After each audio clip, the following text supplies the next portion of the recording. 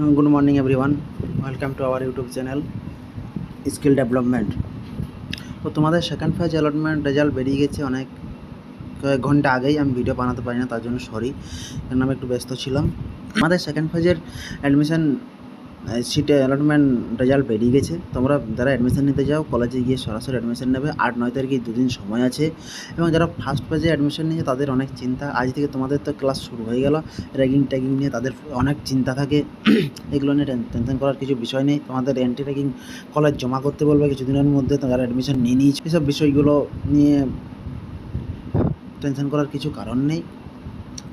যাই হোক, তোমাদের সেকেন্ড ফেজের অ্যালটমেন্ট রেজাল্ট বেরিয়ে গেছে। তোমরা যারা অ্যাডমিশন নেবে তারা অ্যাডমিশন নাও, আর যারা অ্যাডমিশন নিতে চাও না তাদের ক্ষেত্রে তো তোমাদের সেকেন্ড ফেজ অ্যালটমেন্ট আসার পর কাদের ভর্তি হয়ে যাওয়া উচিত আর কারা থার্ড ফেজ অ্যালটমেন্টে যাওয়া উচিত, কাদের ভর্তির সময় কী কী নিয়ে যেতে হবে, এসব নিয়ে একটু আলোচনা করব।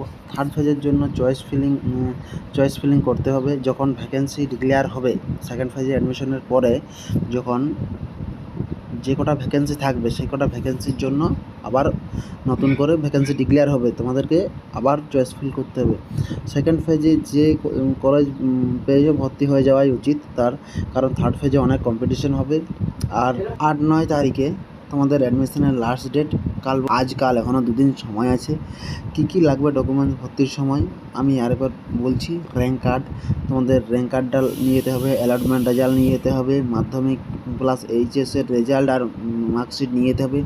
বার্থ রেজিস্ট্রেশন সার্টিফিকেট আর আধার ভোটার কার্ড এটসেট্রা।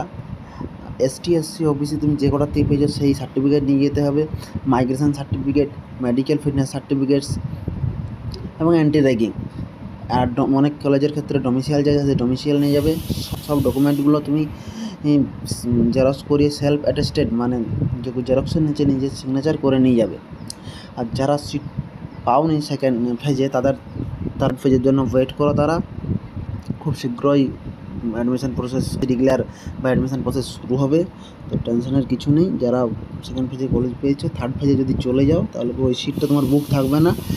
অতএব ওই সিটটাও কম্পিটিশনে, থার্ড ফেজে কম্পিটিশনে যোগ হয়ে যাবে। তবে তোমাদের অনেক কম্পিটিশন হয়ে যাবে, তাই তোমরা চাইলে ভর্তি হয়ে যেতে পারো।